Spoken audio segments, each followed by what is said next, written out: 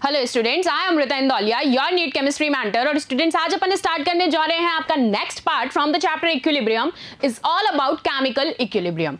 Last previous part में हमने equilibrium का बेसिक इंट्रोडक्टरी पार्ट कवर कर लिया था।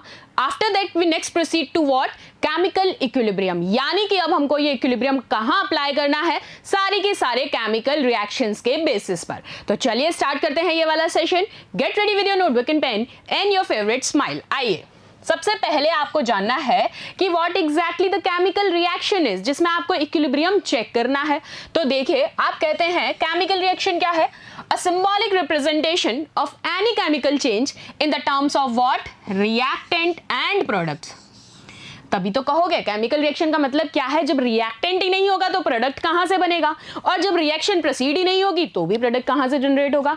तो बात समझ में आई, क्या है, अ symbolic representation of any chemical change, chemical reaction, chemical change in terms of reactant and product is called chemical reaction. ठीक है, एग्जाम्पल से समझते हैं। अमोनिया का मैं एग्जाम्पल लेती हूं। मैंने लिया N2 plus thrice of H2 और यहां मैंने आपको कहा कि इक्विलिब्रियम स्टेट में यहां पर आपको मिल गए कितने 2 मोल्स ऑफ NH3, क्योंकि आपने समहाउ इसको बैलेंस करके लिखा था। कोई दिक्कत नहीं है। तो क्या ये चीज यहां पर प्रूव होती है? बिल्कुल होती है। एक केमिकल चेंज है, एक केमिकल रिप्रेजेंटेशन है, सिंबॉलिक रिप्रेजेंटेशन है, जिसमें आपको केमिकल चेंज देखने को मिल रहा है। कहां से कहां? In terms of reactant and product. बात समझ में आई? चीज को हमने प्रूव कर लिया, क्योंकि भाई मजाक में ये नहीं है ना, क्योंकि हम लोग साइंसीज हैं और साइंसीज का क्या होता है कि दोज आर लॉजिकल, और बिना प्रूविंग के तो काम नहीं चलता। तो ठीक है, आ जाओ नेक्स्ट। अब मैं बात करूंगी फिजिकल स्टेट के बेसिस पे, कुछ टर्म्स की तरफ हम प्रोसीड कर रहे हैं। बेसिक इंट्रोडक्टरी सारा हो चुका है, अब हम चैप्टर की तरफ बढ़ रहे हैं। केमिकल इक्विलिब्रियम यहां से स्टार्ट हो रहा है टोटली। तो देखो, सबसे पहले क्या बात कर रही हूं मैं, फिजिकल स्टेट के बेसिस पे। फिजिकल इक्विलिब्रियम हम पढ़ चुके हैं। फिजिकल स्टेट के बेसिस पे बात करोगे तो होमोजीनियस और हेटेरोजीनियस, दो टर्म्स हमने पढ़ी हैं। अब होमो सुनते ही दिमाग में आ जाता है कि भाई जहां पर बात हो सेम फेज की तो वो क्या कहलाएगा, होमोजीनियस। अब ये सेम फेज में कौन दो लोग हैं जिनकी बात चल रही है, वो कौन है, रिएक्टेंट एंड प्रोडक्ट्स, ये दोनों की बात चलेगी। सो दैट हम कह सकते हैं all reactant and products are in the same phase in the case of homogeneous reactions. और अगर इसी को मैं हेटेरोजीनियस में पूछूं तो आप कहेंगे मोर देन वन फेज और यू कैन से different phase. Simple. Sorry, example से चेक कर लेते हैं। होमोजीनियस के लिए अगर मैं बात करूं तो आपने कहा वही N2 plus 3H2 gives 2S of NH3। यहां आप बात कर रहे हैं, देखिए मोर देन वन फेज, यहां एक ही फेज में रिएक्शन खत्म हो रही है, वन फेज। मैं अब तुमसे मोस्टली टेब्यूलर और फ्लोचार्ट वे में ही बात करूंगी। थ्योरी को जितना शॉर्टाइज हो सके टू द पॉइंट पिक करने वाली चीज़ें हमें क्लिक करनी है। अब तक हम इसी तरीके से पढ़ते आए हैं, क्योंकि थ्योरी में तुम सिर्फ मार्कर लेके टिक लगा रहे होते हो, वो नहीं करना है। सीधा पॉइंट बनाने हैं, 4 लाइन पॉइंट खत्म, नेक्स्ट 10 लाइन नेक्स्ट टॉपिक खत्म, इस तरीके से पढ़ना है। अब यहाँ क्या कहा है, मोर देन वन फेज, तो देख रहे हो मोर देन वन फेज क्या हुआ है, पानी पी लिया जाए, 1 मिनट की मोहलत दें आप तो बात समझ में आई, वन फेज और मोर देन वन फेज। चलो नेक्स्ट। अब मैं बात करूंगी on the basis of direction. पहले किसके बेसिस पे बात की थी, फिजिकल स्टेट के बेसिस पे। जब स्टेट की बात हो रही है तो मैंने टर्म्स ली थी होमोजीनियस एंड हेटेरोजीनियस। अब मैं बात कर रही हूं डायरेक्शन के बेसिस पे।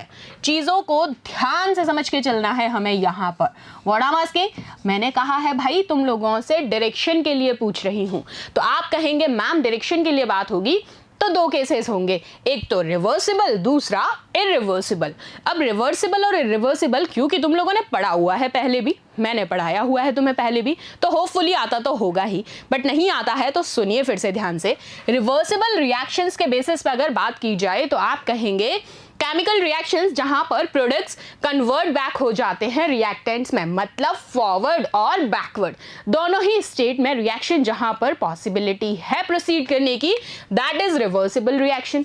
लाइकवाइज अगर मैं इरिवर्सिबल की बात करूं, क्योंकि मैं केस ले रही हूं रिएक्शन के बिहाफ पर, तो आप कहेंगे सिर्फ रिएक्शन जो कभी भी can not be converted back, और you can say always proceed in the forward direction, तो आप उसको क्या कहते हैं, केस ऑफ इरिवर्सिबल।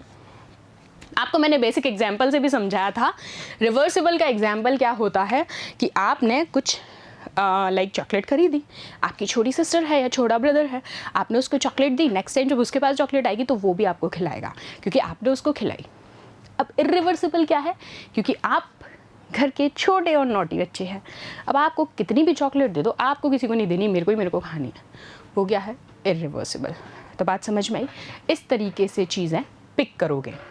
दूसरी चीज एग्जाम्पल देखते हैं। तो देखो रिवर्सिबल और इरिवर्सिबल के केस में बात चल रही थी, एग्जाम्पल्स भी देख लेते हैं। हमने बात की थी one phase and more than one phase, तो ये देख लीजिए N2 + 3H2 gives twice of NH3. Next in the case of 3Fe + 4H2 gives what, Fe3O4 and H2 + I2 gives 2HI। अब मोर देन वन फेज की बात करूं, यानी irreversible reactions हैं, वो होमो और हेट्रो का केस था। ये रिवर्सिबल और इरिवर्सिबल का केस है, यहाँ पर आप वो अप्लाई नहीं करोगे phase phase phase no phase.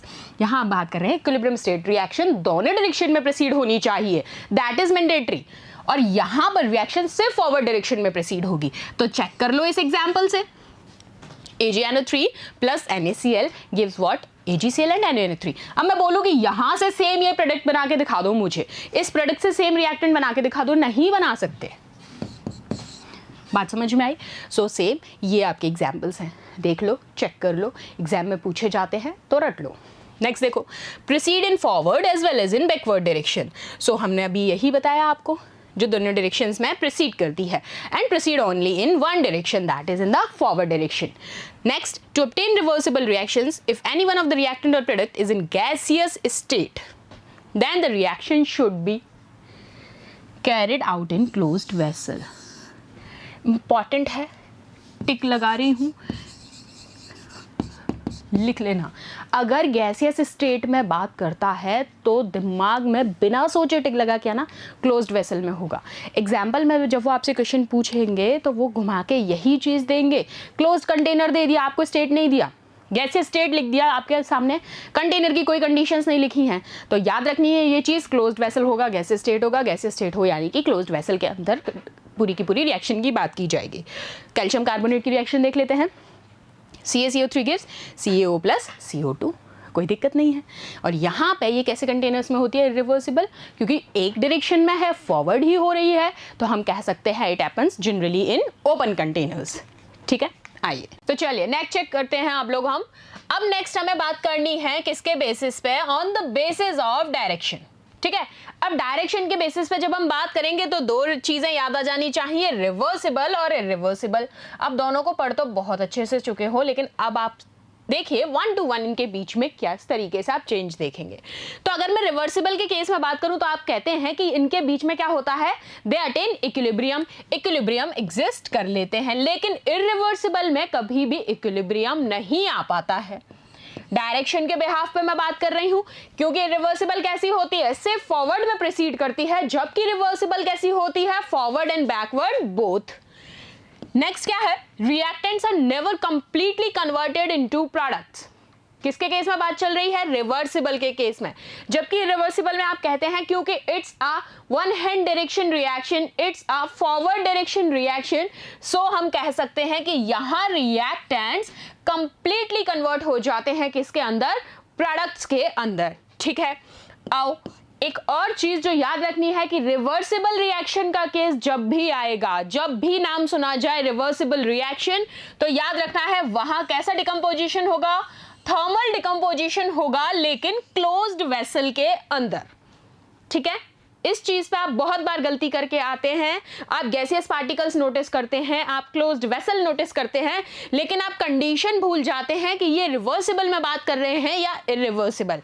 सो अगर आपको वहां दिख रहा है it's in case of an reversible reaction, so the decomposition is thermal decomposition, and कहां होगी वो रिएक्शन, क्लोज्ड वेसल के अंदर। चलो एग्जाम्पल भी देख लो, PCl5 की रिएक्शन की मैं बात करती हूं तो कैसी रिएक्शन है, रिवर्सिबल है, डिसोसिएट होंगे तो किसमें होंगे, PCl3 एंड Cl2।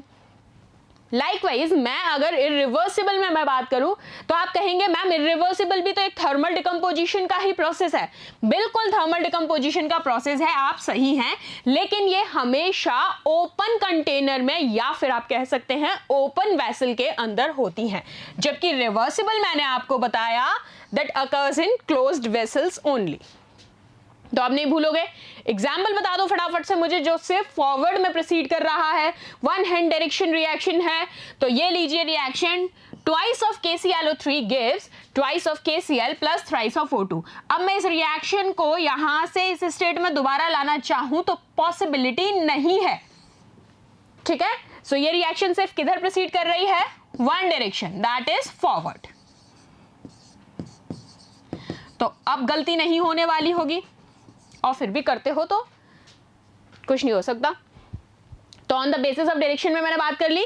चलो दो चीजें और बताना चाहूंगी, फास्ट रिएक्शन और स्लो रिएक्शन के बिहाफ पे भी। ये कॉन्सेप्ट भी आपको उसी में अप्लाई करना है डायरेक्शन के बेसिस पे। तो अगर बात आती है फास्ट रिएक्शंस के अंदर तो याद रखनी है एक ही चीज, आयनिक रिएक्शंस। एग्जैक्टली टर्म पे जाना है, जो मैं बोल रही हूं उसको सीधे ध्यान में रखना है। What I said, ionic reactions। तो generally these reactions are ionic reactions। Example बता देती हूं, यहां देखिए HCl प्लस NaOH, इनकी मैं रिएक्शन करवा रही हूं, तो आपने कहा यहां बन गया NaCl एंड H2O। तो ये रिएक्शन किसकी है, एसिड बेस रिएक्शन है। सो यहां आप कह रहे हैं आयनिक रिएक्शंस। और यही बात अगर स्लो रिएक्शंस के बिहाफ पे होती है on the basis of direction, तो याद रखना है ये रिएक्शंस मॉलिक्यूलर रिएक्शंस कहलाएंगी। Reversible are ionic, while the irreversible, sorry, not in the case of reversible and irreversible, this is in the case of fast and slow. Fast reactions are ionic reactions and the slow reactions are molecular reactions. ये लीजिए example, H2 plus I2 gives twice of HI। तो कर लेंगे ये भी check. अब confusion, चलो अब हमें नेक्स्ट क्या पढ़ना है, on the basis of heat. अभी हमने डायरेक्शन पे बेसिस पे पढ़ लिया, फिजिकल स्टेट के बेसिस पे डिस्कशन कर लिया। नेक्स्ट पार्ट है हमारा on the basis of heat. अब जब हीट की बात होगी तो याद आ जाना चाहिए वही रिएक्शन पार्ट, एंडोथर्मिक और एक्सोथर्मिक। तो एक्सोथर्मिक के केस में आपको हमेशा से याद भी होगा, इतनी बार आप पढ़ चुके हैं, हम क्या कहते हैं जहां पर हीट इवॉल्व होती है दैट इज एक्सोथर्मिक। तो यहां भी सेम चीज होगी कि heat is evolved in these chemical reaction so that the phenomenon is known as what, exothermic reactions. Reactant से प्रोडक्ट बनता है और उसके साथ कुछ हीट रिलीज हो जाती है। और एंडोथर्मिक के केस में आप हीट अब्सॉर्ब करते हैं, आप नहीं करते हैं, केमिकल रिएक्शन के फेज में बात चल रही है। सो आप कहते हैं heat is absorbed, means reactant को मुझे कुछ अमाउंट ऑफ हीट देना पड़ेगा सो that the product is formed. ये लीजिए, ठीक है। अब आप कहेंगे एक्स के क्या लिखा है, तो ये है एक्स, कोई भी टर्म जो मैंने हीट प्रोवाइड की है उसको मैंने एक्स मान लिया, and this is your unit term, this is what, kilo calories, ठीक है। या फिर आप इसको ऐसे भी लिख सकते हैं, reactant gives product minus x of kilo calories. तो बात समझ में आ गई। साथ साथ यहां पर आप कहते हैं कि हीट एनर्जी के अंदर चेंज होता है so that delta Q is always positive in the case of exothermic reactions, while in the case of endothermic reaction के जो नहीं है आपका क्या होगा, डेल्टा क्यू क्या होगा, नेगेटिव होगा, ठीक है। अब इंथैल्पी की बात पूछ ले तो जस्ट रिवर्स कर देना, इंथैल्पी को जस्ट रिवर्स कर देना है। आप कहेंगे delta H is negative in exothermic and positive in endothermic. अब यहां आप कहेंगे अगर मैं एक्सोथर्मिक के केस में एंथैल्पी का एक एग्जांपल दूं तो आपको याद होगा किसका, फॉर्मेशन रिएक्शन की बात करते थे अपन, लेकिन फॉर्मेशन रिएक्शन में एक्सेप्शंस भी देखे थे। एक्सेप्शन के ऊपर ही examiners pre level of questions generate होते हैं जहां से एग्जामिनर का दिमाग शुरू होता है। क्या है वो एक्सेप्शंस, तो देखिए वो कह रहे हैं N2 plus O2 gives twice of NO, N2 और NO2, O2 plus F2 gives O2 F2 और OF2। These are the exceptions for the exothermic case, ठीक है। तो दिमाग में रख लेना। और अगर एंडोथर्मिक का सिंपल बात है, इसका कोई एक्सेप्शन नहीं है, those are dissociations. Simple dissociation reaction जितनी भी होगी सब एंडोथर्मिक का केस है, कर लेंगे। चलो नेक्स्ट, अब आ जाओ नेक्स्ट टर्म की तरफ। हमने सारे स्टेट्स पढ़ लिए। Active mass, active mass active mass कहते हैं आप उसको concentration of the reactant and product expressed in moles. क्या कह रहे हैं आप? The term active mass means the concentration of reactant and product expressed in moles per litre, या फिर आप कह लो मोलर कंसंट्रेशन, उसी को आप क्या कहते हैं बार बार? Active mass. तो चलो चेक करते हैं। एक्टिव मास को आप किससे रिप्रेजेंट करते हैं? एक स्क्वायर ब्रैकेट के अंदर लिखेंगे, क्योंकि यहाँ से हम केमिकल रिएक्शन की तरफ प्रोसीड कर रहे हैं अप्लाई करना इक्विलिब्रियम के लिए। तो अब आप क्या कह रहे हैं? एक्टिव मास को रिप्रेजेंट कैसे किया जाएगा? स्क्वायर ब्रैकेट के अंदर रखा जाएगा। फॉर्मूला क्या होता है? Moles upon volume in litres, यही अभी बताया था, moles upon volume in litres. और साथ साथ आप इसको कह सकते हैं ग्राम्स इन वेट और molecular weight into volume in litres, same चीज़ है। अब इसकी अगर बात की जाए ग्राम्स को भी, तो आप मल्टीप्लाई कर देते हैं 1000 से और मॉलिक्यूलर वेट और मिलीलीटर्स में चेंज हो जाएगा लीटर से। तो इस तरीके से आप इनका क्या कर सकते हैं? कन्वर्जन्स भी कर सकते हैं। बेसिक है। और ये सारी चीज़ें तो मोल कॉन्सेप्ट वाले चैप्टर में बहुत ढंग से पढ़ाई हैं, तो गलती कर मत देना। फिर समझा रही हूँ, गलती कर मत देना। जिसको जहाँ दिक्कत हो ना, खोल लेना वो वाला सेशन एक बार और दोबारा से रिकॉल कर लेना। चलो, the active mass of solid and pure liquid is a constant quantity, very important, that's why I written in the bracket also. क्या कहा है कि जो सॉलिड और प्योर लिक्विड्स होते हैं उनका एक्टिव मास क्या होता है? कांस्टेंट क्वांटिटी होता है, दैट मीन्स यूनिटी ऑल्सो। और सॉल्वेंट को हम 1 कंसीडर करते हैं, समझ गए? वो क्या है? कांस्टेंट, और ये क्या है? 1। क्योंकि यहाँ पर क्या होता है? कोई भी चेंज नहीं होता है एक्टिविटी में with the change in the quantity और volume. So this is the reason for the particular container, और you can say the vessel also. तो बात समझ में आई? एक्टिव मास फॉर सॉलिड्स और प्योर लिक्विड्स इज यूनिटी, और you can say a constant, but in the case of solvent likewise we can take in a excess part, तो आप उसको हमेशा 1 कंसीडर करके चलेंगे। चलिए नेक्स्ट, अब मोलर कंसंट्रेशन के टर्म्स की बात हो रही है, तो मोलर कंसंट्रेशन टर्म अभी हमने फॉर्मूला लिखा W bye molecular weight into volume in litres. अब इसी को अगर हम डिजाइन कर दे और, तो मैं इसको रो बाय mw लिख सकती हूं, क्योंकि आपको पता है that is what? Density. Rho क्या है? This not p, this is rho. Rho देखो थोड़ा रो रहा है ना, माहौल में आ रहा है ना रोने वाले, इसको कहा जाता है रो। ठीक है, थोड़ा ऐसा लेजी सा होके, तो ये सिंबल है, इसको रो कहा जाता है। और ये किसको रिप्रेजेंट करता है? डेंसिटी को। चलो, density of the substance upon molecular mass of the substance. चलो चेक कर लेंगे। As density of a pure solid and liquid is constant and molecular mass is also constant. This is also an important term. जो language question आते हैं वो सारे यहाँ से जनरेट होते हैं। मैंने तुम्हें क्या बोला है? थ्योरी कम से कम मिलेगी अब, और जितनी मिलेगी टू द पॉइंट है। डेंसिटी प्योर सॉलिड्स और लिक्विड की कांस्टेंट होती है, और मॉलिक्यूलर मास भी कांस्टेंट लेके चलते हैं। अब एक नोट, और नोट फॉर नीट, भाई नीट का मामला है रे बाबू भैया। सो ये चीज़ ठीक है, लेकिन नोट में क्या लिखा है? But this is not applicable to the substances in aqueous solutions और गैसेस स्टेट। क्यों नहीं है इनके ऊपर एप्लीकेबल? क्योंकि इनके वॉल्यूम गिवन अमाउंट में होते हैं और वो वेरी करते रहते हैं। So this is the reason also. अब एग्जामिनर जी जो है इतने भोले तो है नहीं कि सिर्फ तुमसे हमेशा कॉन्स्टेंट ही पूछते रहेंगे, कई बार रीज़न भी तो पूछ सकते हैं। तो ये रीज़न जान लो, समझ गए? आओ नेक्स्ट। अब कुछ अलग नेम्स भी हैं जो एक्टिव मास टर्म के लिए यूज़ किए जाते हैं। क्या क्या हो सकते हैं? सारे लिख के दिए हैं, बहुत इंपॉर्टेंट टेबल है ये।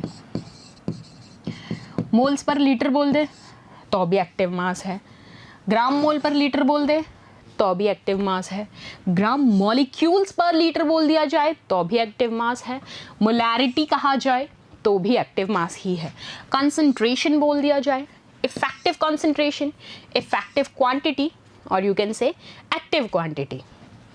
N by V के टर्म्स में चेक कर लीजिए, कैपिटल M के टर्म्स में चेक कर लीजिए, कैपिटल C के टर्म्स में चेक कर लीजिए। सारे की सारी टर्मिनेशन किसके लिए है? एक्टिव मास के लिए। कर लोगे? कोई दिक्कत नहीं है? चलो नेक्स्ट एग्जाम्पल चेक कर लो। 25.4 gram of iodine is present in 2 litres of solution. क्या कहा है? इतने ग्राम आयोडीन है जो कि 2 लीटर सोल्यूशन में प्रेजेंट है। क्या दिक्कत है? निकाल लो। 25.4 दे रखा है, 2 लीटर की बात की है। हमारा फॉर्मूला क्या था? W bye molecular weight into volume in litres. लगा दो इसमें। तुमने ये रख दिया 25.4, मॉलिक्यूलर वेट कितना है? 254, आयोडीन की बात चल रही है और 2 लीटर सॉल्यूशन है। चेक कर लो, ये आ गया 0.05 मोल पर लीटर। इस तरीके से निकालना है। एक और क्वेश्चन दे दूं, सॉल्व करोगे? चलो देखो सॉल्व करना। 8.5 ग्राम अमोनिया है जो वेसल में 0.5 लीटर के में है। सेम फॉर्मूले में अप्लाई कर दो। ये लो, लग दो इसमें 8.5 अपॉन किसकी बात हो रही है? अमोनिया की, NH3, 17 इंटू 0.5 क्या आ गया? 1 मोल पर लीटर। तो इतने बेसिक क्वेश्चन आते हैं, बस तुम्हें फॉर्मूला याद होना चाहिए। अभी तक तो एक ही आया है, कर लोगे? चलो नेक्स्ट एक और एग्जाम्पल जो याद भी रखना। कार्बन, सल्फर और जिंक, इन तीनों का एक्टिव मास 1 के इक्वल होता है। क्या क्या कहा मैंने? कार्बन, सल्फर और जिंक, और तीनों ही सॉलिड स्टेट में हो तो एक्टिव मास 1 होता है। तो चलिए अब देखते हैं क्या है अपना नेक्स्ट टॉपिक। क्या है? Rate of reaction. अब रेट ऑफ रिएक्शन तो इतनी देर से मैं बताती जा रही हूं कि हमें क्या देखना है? कंसंट्रेशन देखनी है रिएक्टेंट्स और प्रोडक्ट्स की विद रिस्पेक्ट टू टाइम। उसी को आप रेट ऑफ रिएक्शन कह रहे हैं। तो चलो इसको लैंग्वेज फॉर्म में भी एक बार चेक कर लेते हैं, क्योंकि लैंग्वेज फॉर्म में एग्जामिनर जी जो है वो बहुत घुमाते हैं आपको, और आपका काम वहां पर होता ही घूमना है। तो क्या कहा जाएगा? The change in concentration of reactant और products per mole in a unit time. See the language, यही आपको ध्यान में रखना है। What I said, the change in concentration of reactants और products per mole in a unit time is known as rate of reaction. क्या ये बात वही है जो अब तक हम एक नॉर्मल टच में कह रहे थे कि भाई टाइम के साथ साथ रिएक्टेंट की कंसंट्रेशन में और प्रोडक्ट की कंसंट्रेशन में जो चेंज आएगा उसी को रेट ऑफ रिएक्शन कह रहे हैं? ठीक है, तो फॉर्मूला बेसिक में अगर बता दूं आपको तो आप कहेंगे rate of reaction equals to what? Change in concentration of reactant and product.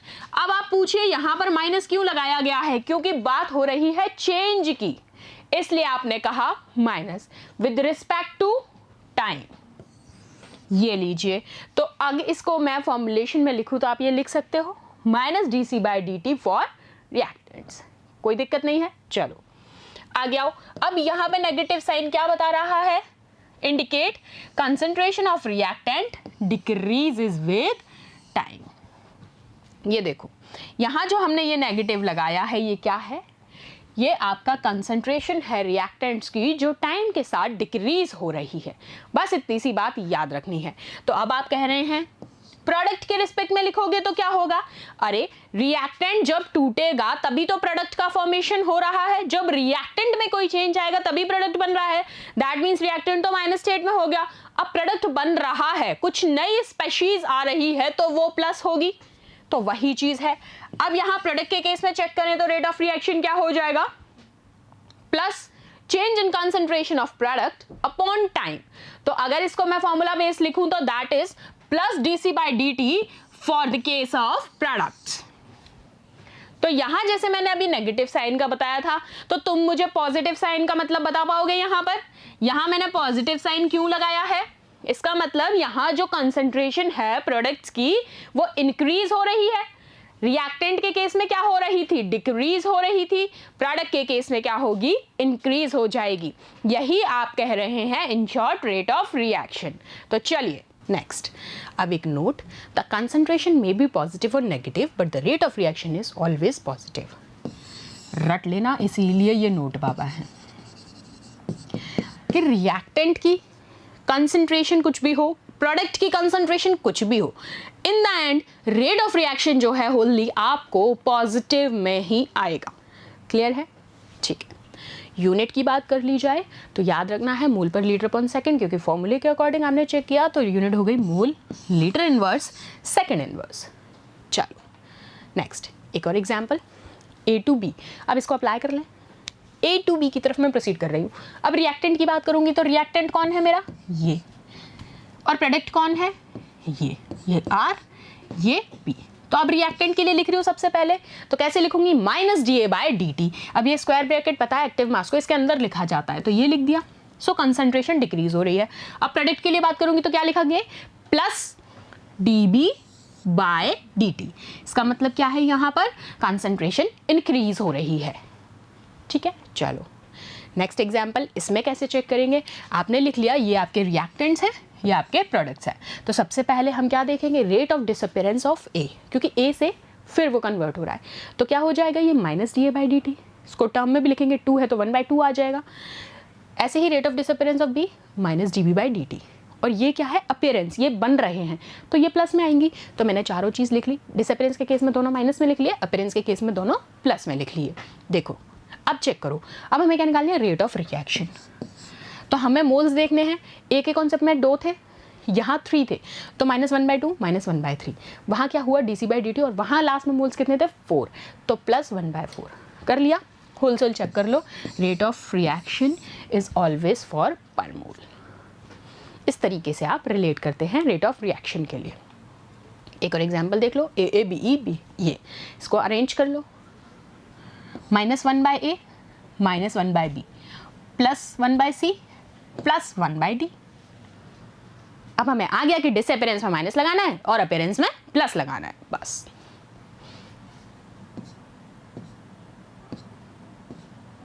ठीक है, चलो नेक्स्ट फॉर एग्जांपल, ये एक रिएक्शन है 2SO2 + O2, क्या दे रही है, 2SO3। अब यहाँ रेट ऑफ रिएक्शन आपको दे रखी है, कितनी है, 2.5 × 10⁻⁴ moles per litre second. Question form में बता रही हूँ कैसे पूछा जाता है। तो देखो, तो आपको यहाँ पर रेट ऑफ डिसअपीयरेंस निकालनी है, किसकी, SO2 की। आपको यहाँ पर SO2 की डिसअपीयरेंस निकालनी है, तो सबसे पहले रेट ऑफ रिएक्शन लिखोगे, तो देखो -1/2 इसके केस में dSO2/dt इक्वल्स टू ये भी माइनस dO2/dt। अब ये आपको दे रखी है, ठीक है, रेट ऑफ रिएक्शन होल, तो आपने ये लिख दिया 2.5 × 10⁻⁻⁻⁻। अब चेक करो, तो इसको अगर आप देखोगे, आपको किसकी निकालनी है, SO2 की डिसअपीयरेंस निकालनी है।